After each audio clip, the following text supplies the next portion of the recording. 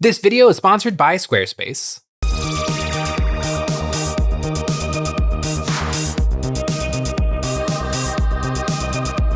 Hey guys, Jay here. Welcome to Models Memories Weekly, episode 252. Models Memories is a show about nothing and is filmed in front of a live studio audience. This is a show where we're talking about painting, modeling, and wargaming experiences from the week. Now you might be thinking to yourself, Jay, you put out 3 videos a week. How? Could I possibly have more to say? Well, I do, and here goes. This week, I actually got some pretty good painting done, and nobody panic, but Games Workshop finally came out with some more Ultramarines. But first, in looking at all these new units, have you ever noticed that the information box is a square? Probably has something to do with today's sponsor, Squarespace. Squarespace allows anyone to design the website of their dreams with the most powerful and easiest design tools in the industry, like Design Blueprint. Using AI technology empowers anyone to build a more personalized website tailored to their needs, crafting a bespoke digital identity. Choose from a professionally curated selection of styling options to build a unique online presence from the ground up. Squarespace makes sure it's easy to launch your website and get discovered fast with integrated, optimized SEO tools, so you show up more often to more people and grow the way you want. With Squarespace, it's never been easier to set up a unique online storefront. Whether your services are physical, digital, or service-based, selling your wares has never been easier. Squarespace offers an unmatched ability to showcase your unique wares with images, videos, reviews, and add-ons, all capped off with their seamless checkout tools, letting your customers use whatever system they prefer, whether Klarna, ACH Direct Deposit, Apple Pay, Afterpay, or ClearPay. Squarespace offers a free trial for you to dip your feet into and test the waters, and ready to dive in headfirst, you can go to squarespace.com/EonsOfBattle or follow the link in the description to get 10% off your first purchase of a website or domain. Ultramarines have kind of been the boogeyman of Warhammer 40k since the Liqerise Honor Guard situation, although that situation has been somewhat fixed.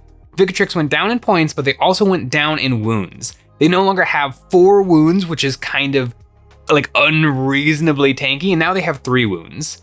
They do have the -1 to oncoming damage, which is still a little rough, but with 3 wounds, the breakpoint is a lot easier. Toughness 3 stuff is going to have a much easier time dealing with them. Like, it does cut their survivability in half to some degree to have 3 wounds instead of 4. 4 is now reserved for Terminators with Storm Shields, not just the Liqerise Honor Guard. I was a little bit hoping that it would go, instead of going down a wound, maybe they just go to limit 1 per army, which would kind of make sense because they're the Primarch's hand-picked bodyguard and confidants, as opposed to just Vanguard veterans. But you can still take up to 3 squads of them, but they're expensive and they're not as tanky, so it'll probably be fine now. Luckily though, the Ultramarines got some more goodies. They got Captain Titus, which I hear he's from some kind of a video game. This guy is pretty wild. He had a previous miniature that had an interesting pose that kind of looked like he was skipping, but he has a new pose where he looks large and in charge, and he's got these, like, this big fur coat draped around his shoulders. He looks pretty cool, and he has some spicy little rules. He comes with a master-crafted chainsword, and it is master-crafted. 8 attacks hitting on 2, strength 5, AP -1, damage flat 2 on a chainsword is kind of wild. Also 8 attacks is kind of wild, but he has some spicy abilities. He gives his squad sustained hits 1, which is really, really good. But then, when he is destroyed, if he's destroyed in close combat, you don't remove him from the battlefield. Instead, he sticks around to fight on death. And then if his fighting on death leads to any dead models, then he gets to come back to life with D3 wounds remaining. Now, as it's written on his datasheet, it doesn't say limit 1 per customer. Like, it doesn't say the first time that he's removed from the battlefield, like let him stay around to fight. So it could be that he cannot be killed in close combat, or he'd have to get killed in close combat by like Magnus the Red or something that's not gonna lose a wound to his fight on death attacks. Pretty spicy and pretty silly. It could be kind of playing along with the idea that, like, in the video game, you can regain a little bit of health by doing like a glory kill, or it's kind of like the Doom situation where if you do like an awesome attack, then you get a little bit of your health back in addition to dealing damage to your opponent. So it could be like playfully like teasing the video game in his actual datasheet, but I would assume that is gonna get FAQ'd to be, oh, one time per battle you get to do that. You don't just get to do that every single time you're fighting. That would be kind of silly, and they should give it to the Necrons. Like, Trazyn the Infinite he's the guy who like teleports and can take over the souls of other Necrons, so You would think that he would have some spicy rule like that, but instead he just gets to kill another Necron and take its place in my command phase. So I just have the opportunity to kill my own models. Where Titus, he gets the opportunity to kill enemy models, and then if he does, he gets to come back. Pretty intense. But that is not the only Ultramarines. There's also the Wardens of Ultramar. This is a gaggle of merry men that can accompany Titus, or actually, can they only attach to Titus? I know that they can be attached to another squad of Space Marines and something else, but these guys are pretty interesting. It is just a gaggle of dudes, 2 Space Marines, and then 4 regular humans. 1, 2, 3, yeah, 4. They all have a bunch of wounds apiece. So this little brick of 8 models, of 6 models, is 20 wounds. Mixed into that squad is some 4-up and 5-up invulnerable saves. All of their attacks are hitting on 2s, even the humans, which seems wild that Imperial Guard equivalents weapons are hitting on 2-ups naturally. That seems pretty crazy. They have +1 to their objective control. So that's going to be 20 wounds of objective control too. And they have +1 to their leadership. So leadership 5-up. Like, these guys have got everything that you would want, except for, like, they get to hit on 2s, but they don't have great. They have some pretty good melee weapons and a decent gaggle of shooting weapons. It's a really, really weird squad. The only thing that's comparable to them, there's a couple of little weirdo squads, like, oh, who are those Imperial Guard guys? There's like a bunch. They should have been a kill team, but I don't think they were a kill team. The 8, the something, Last Chancers, Schaefer's Last Chancers. Whenever Games Workshop takes something that is like a weird gaggle of guys with different save characteristics and different attack profiles, usually it's pretty bad. Like all of the kill teams that they have introduced into the game, the Farstalker Kin Band for the Kroot is just kind of a really expensive carnivore squad. They do get, I think they get Infiltrate, and they get, well, everything for Kroot gets Scout. I love my Kroot. I got to play a game with my Kroot against Sean not that long ago, and although the Kroot were defeated, I killed almost everything. I killed almost an entire Emperor's Children army. Sean ended the game with 1 Rhino, 1 squad of Noise Marines, and 1 Demon Prince with 1 wound remaining. Oh, it was glorious. I love my Krootsies, and I would rather take a Farstalker Kinband than the Wardens of Ultramar just because I can't be bothered to read all of their rules and keep up with all of their different datasheet profiles. But I do think that these guys are going to be pretty solid. They're coming in at 90 points. 90 points for 20 wounds, and then you could attach them to Captain Titus, and you could attach them also to a squad of Blade Guard veterans to get even more Space Marine 3-up saves with a 4-up invulnerable save. This could be a really, really, really tanky, really big squad, which does annoy me just a touch because I'm a Black Templars player, and one of the things that makes Black Templar special is that we get to have 20-man bricks of Crusaders. We get to swarm the board with bodies. They're not the best bodies because you get 10 Space Marines and you get 10 Scouts, but it's still a little something. It's a lot of chainswords coming at you.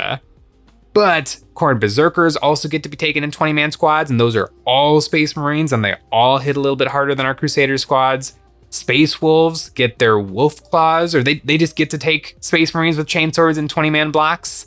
And now Wardens of Ultramar are going to make for some big old Space Marine squads. It does feel like Black Templar, we don't get to have our super cool thing anymore. Everybody else gets to do it, and they get to do it just a little bit better. But speaking of doing it just a little bit better, one other thing that has irked me as a Black Templars player is we don't really get access to good detachments. The 3 in our Codex and our Grotmus one kind of leave a lot to be desired, so I've been looking at the vanilla Space Marine ones, like Gladius Task Force and Vanguard Spearhead, the White Scars one for the free advance and charge. But there is a new one with the new 500 Worlds Shindig that's going on in 40k, the Drop Pod Detachment Orbital Assault Force. I am so glad that it is the Drop Pod Detachment, but it does not force you to take a Drop Pod, because Drop Pod's still not very good. It's 70 points for this pretty big vehicle that your guys immediately have to get out of. And so you need a space on the battlefield big enough to fit the Drop Pod and then to fit the 10 guys you put inside of it. and still stay 9 inches away from your enemy. Pretty hard to do on turn 2 of Warhammer 40,000, where the board is not that big and it's covered in models. I'm glad that you don't have to take drop pods, because the special ability of this detachment is you can select up to 3 Adeptus Astartes units, and they all gain the Deep Strike keyword. That is huge because it's unlimited. That could attach to anything. My brain immediately went to the Aggressor Squad. Only 95 points for 3 Aggressor bodies, 3 wounds apiece, toughness 5 or I think it's toughness 6. Pretty darn cheap, and I can have 3 squads. These little guys on 40mm bases, I can fit those suckers a lot of places. And turn 2, just plunk, plunk, plunk, dropping those guys down wherever I want. They shoot with their auto Boltstorm gauntlets and grenade launchers to hopefully do a little bit of damage, and then making Hail Mary 9-inch charges. That just seems like so much fun and so wacky for my opponent to be like, I don't know what to do here. Do I deal with the aggressors, or do I continue to move up and like do my battle plan? I feel like it could be really, really disruptive. Maybe even dropping 2 squads behind enemy lines to go harass whatever they left on their home field objective. That seems like a lot of fun. I currently have I own 2 aggressor squads. One of them I painted years ago, and one of them I painted last year. I really like how the ones I painted last year turned out, and I don't like the ones I painted in college turned out. So I might have to get some more aggressors and get them on the painting desk, but that sounds like a lot of fun. And then the stratagems are kind of exciting. One of the stratagems is precision on the attack, which Games Workshop has been printing this over and over and over in new detachments, and it's usually pretty bad. But actually here, I actually feel like it's kind of good. I could see one of these aggressor squads that I've dropped in, just giving them precision and then just dropping them in and letting them snipe out one of my opponent's things, and then hopefully maybe making a charge to do more damage to the squad. I was in that Kroot game, I was playing against Emperor's Children, and Emperor's Children have precision on all of their weapons, like army-wide, which is really annoying because some armies really kind of key off of their characters, especially Kroot with my War Shapers and Flesh Shapers and Trail Shapers. And so just not getting to have them is a problem. This one stratagem is not as good as just it coming on all of your guns in your army, but I feel like it's still a little something. This detachment does seem like a lot of fun, and I do like that you're not forced to take drop pods, because that's the problem with a lot of the Black Templars detachments. One of the detachments is if you take a bunch of the ancient models, then your models get rules. I don't want to take the ancient models. And then the other one is if you take a lot of chaplain models, then you get to have your rules. Like, I don't want to take chaplain models. Like, my army already kind of does the things that those units provide for, so I don't feel a need to take them. So then it just becomes a tax, where this, even though it's like really specific in its theming, Space Marines rapidly ingressing from the sky, it's not really specific in how it wants you to do that. Just getting free deep strike on unit status sheets is really fun. And you can also just do crazy silly things like drop pod in a Land Raider. I can't imagine being able to pull it off because Land Raiders are huge, but if you did, it would be really funny. You would get some serious style points for doing something like that. Speaking of style points, I have hit 2026 running. I painted up some more Black Templars. I'm participating in a 40k league at my friendly local game store, and so I have been working like a fiend trying to get my Black Templars up and running, trying to get all of the different units that I want to take, and I got my 3rd squad of Sword Bros, Sword Brethren, ready for the tabletop. I really like how these guys turned out. I painted my previous Sword Brethren a few years ago, and I feel like my latest batch looked a little bit better than my old ones, so I might go and touch up the old ones, but I really like them. Sword Brethren are awesome. They're the Black Templars version of Vanguard veterans. They hit on 2s with lethal hits on their power swords and power weapons, and sustained hits on their chain swords. I do kind of want to put together some chainsword Sword Bros because they get 6 attacks apiece. They can be taken in squads of 4 for, I want to say, 90 points, and 6 attacks apiece is kind of bananas. The only problem is the rule of 3. I should take at least 3 5-man squads of power weapon Sword Bros because that's really good. It's one of the best things in the Black Templars Codex. And so if I were to take a 4-man squad of chainswords, which would be fun, I would be losing out on a 5-man squad with the power weapons. So there's some give and take. I really wish one of our detachments could have maybe the Space Marine detachment, Heroes of the First Company, the worst detachment in the game. It doesn't currently have an army rule because it keys off of Oath, and Oath has been changed so many times. But that one is built all around Heroes of the First Company, Terminators, and Veterans. These guys are technically veterans. It'd be really cool to give these guys the battle line keyword. I would buy and paint up a whole bunch more if I was allowed to do that. But being limited to 3 in my army, no more, it just doesn't make a lot of sense to build and paint a ton more of these guys when I could build something that probably would get taken in every single game, especially with Orbital Assault, maybe 2 more squads of aggressors, or just keep churning out Crusaders with chainswords, just because they can be taken as Crusader squads, or they can be taken as just regular assault intercessors with chainswords. But I really like the Sword Bros. They're one of the coolest things. They're like the most Black Templars-y of Black Templars units, and I really, really like them. And I got 5 more done.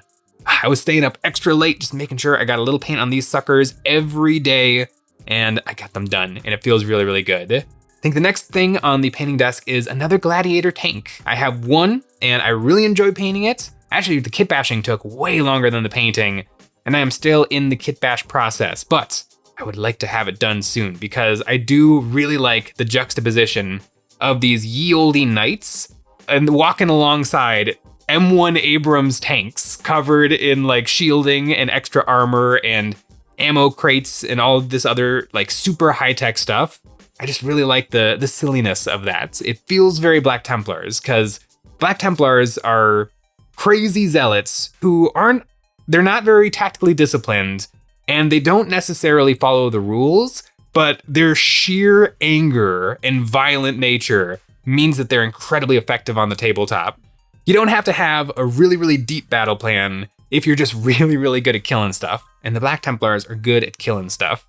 I want to play more games of 10th edition, and I want to actually have some good performance with my Black Templars. I've won games with them in the past, but I would like to really, really get a handle on how to play Space Marines. And maybe this drop pod detachment will help out with that because it kind of gives me some of the silliness that I've been looking for. Because Gladius is kind of boring, it's just a good detachment. And the Vanguard Spearhead detachment, Advance and Charge is really, really, really powerful. But other than that, I'm not taking advantage of none of the stratagems, none of the enhancements. Like, it just feels kind of lame that I'm just using that one singular rule, and that's the only thing I'm going for with that detachment. The Orbital Assault Force has got me really, really intrigued. I like my Space Marines. I do. It is a little bit annoying to play them, in which I'm always like, I hope nothing dies, I hope nothing dies, I hope nothing dies. And they're Space Marines, they die all the time. But pretty excited for 2026 in games of 40k. Almost as excited as I am to tell you about our website, EonsOfBattle.com. On our website, we have all kinds of hobby goodies, Army Painter paints, brushes, wet palettes, basing cork, and speaking of the cork, we have glue, ultra thin and ultra thick super glue, and we have terrain. It's the best way to support us doing what we do by getting a membership. Each month, members get a credit, good for any one terrain pack we have ever made or the brand new one. New in January, we have created the Tomb Library, a set of hyper-advanced structures designed to quickly get a thematic defensive position up and running on the tabletop. The wall sections create an impenetrable fortress as they crackle with energy floating just above the battlefield. And following just behind are the sarcophagus, ancient tombs of forbidden power with room to display the aliens' captured trophies and macabre exhibits. This terrain was designed by us and is available now at EonsOfBattle.com. I have so many projects in store for 2026. I just played a game of Moonstone yesterday. Been doing a good job with my goblins, but I think it might be time to switch back to the fairies. There's a couple of more minis that I need to paint, but man, Moonstone is a really, really fun game. It's a great game to go alongside 40k, because 40k is all math, and you can kind of calculate everything. Moonstone, you can't calculate nothing, because it's all card-based, and so you just kind of have to guess. And so it's a really nice 1-2 punch of miniature war games. Although there's even more than that I'm looking forward to in 2026. Thanks for watching.